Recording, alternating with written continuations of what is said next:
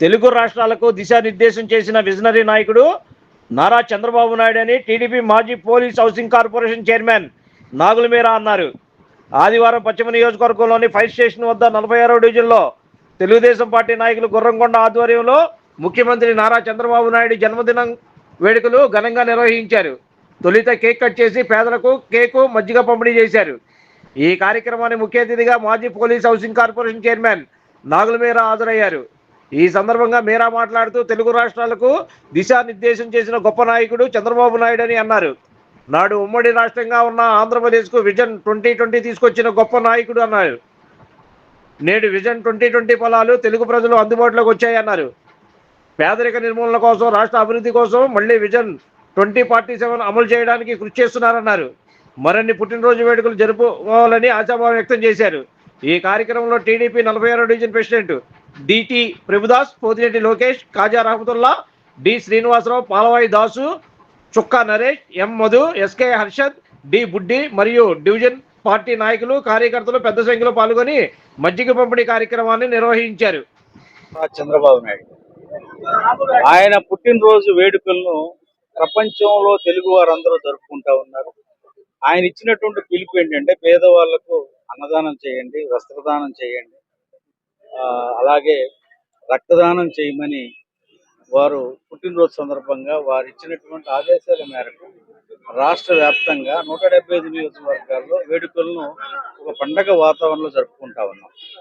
చంద్రబాబు నాయుడు గారు 1978లో ఎమ్మెల్యే అయిన తర్వాత, మంత్రి అయిన తర్వాత, వారు 96లో 95లో ముఖ్యమంత్రి అయిన దగ్గర నుంచే ఈ తెలుగు రాష్ట్రాలకి, ఉమ్మడి రాష్ట్రానికి ఒక దిశా నిర్దేశం చేసినటువంటి గొప్ప వ్యక్తి, ఒక విజన్ ఉన్నటువంటి నాయకుడు.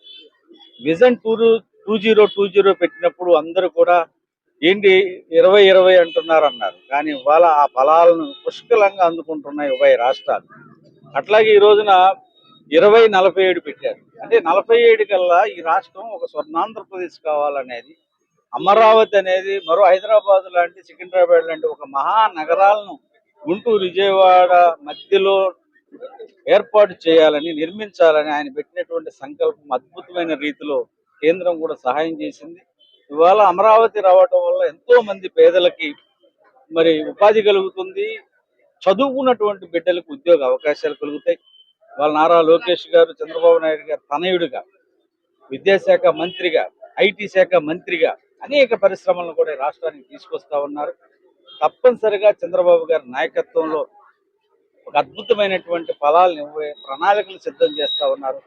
వారు ఇలాంటి ఎన్నో పుట్టినరోజు జరుపుకోవాలని హృదయపూర్వకంగా కోరుకుంటూ, స్థానిక 46వ డివిజన్లో మరి కొండా కానీ, లోకేష్ కానీ, కాజా కానీ, ప్రభు కానీ, దాస్ కానీ, నరేష్ కానీ, అనేక మంది, బుడ్డి కానీ, ఈరోజు ఈ డివిజన్ అంటే, ఈ 2 డివిజన్లు అంటే నాకు చాలా, అన్ని డివిజన్లు ఇష్టమే, ప్రత్యేకమైన ఇష్టం ఈ 2 డివిజన్లు. నా రాజకీయ జీవితం ప్రారంభించిన డివిజన్లు. ఇక్కడ ఉన్నటువంటి ప్రతి ఒక్కళ్ళు కూడా, ఈ వేదిక మీద ఉన్న ప్రతి ఒక్కళ్ళు 20-25 ఏళ్ళుగా నాతో ఉన్నటువంటి వాళ్ళే. తప్పనిసరిగా రానున్న రోజుల్లో కూడా తెలుగుదేశం పట్ల వాళ్ళకు కూడా సముచితమైన స్థానం వస్తుంది. ఆంధ్రప్రదేశ్ సృష్టికర్త, ఉమ్మడి ఆంధ్రప్రదేశ్ కి 9 ఏళ్లు ముఖ్యమంత్రిగా చేసి, ప్రత్యేక ఆంధ్రాకి, విడిపడిపోయిన ఆంధ్రాకి రెండోసారి ముఖ్యమంత్రిగా చేస్తున్నటువంటి మాన్యశ్రీ నారా చంద్రబాబు నాయుడు గారి 75వ జన్మదినోత్సవాన్ని పురస్కరించుకొని ఈరోజు నగరంలో అన్ని డివిజన్లో ఆయన జన్మదిన కార్యక్రమాలని నిర్వహించడం జరుగుతుంది. దానిలో భాగంగా స్థానిక 46వ డివిజన్ లో కూడా ఆయన జన్మదినోత్సవాన్ని పురస్కరించుకొని మరి డివిజన్ అధ్యక్షులు, డివిజన్ నాయకులు, సీనియర్ నాయకులు వీళ్ళందరి సమక్షంలో ఆయన 75వ వజ్రోత్సవాన్ని ఘనంగా నిర్వహించుకోవడం జరిగింది. ఈ సందర్భంగా పేదలకు మజ్జిగ పంపిణీ, స్వీట్స్ పంపిణీ కార్యక్రమం చేపట్టడం జరిగింది. ఇదే విధంగా ప్రతి సంవత్సరం ఆయన జన్మదినోత్సవాన్ని పురస్కరించుకొని పేదలకు తగు విధంగా సాయం చేస్తామని చెప్పి తెలియజేసుకుంటాం. రాష్ట్ర మాజీ పోలీస్ హౌసింగ్ కార్పొరేషన్ చైర్మన్ నాగుల మీరా గారికి ప్రత్యేక ధన్యవాదాలు తెలియజేస్తున్నాం. Like, subscribe and press the bell icon for new updates.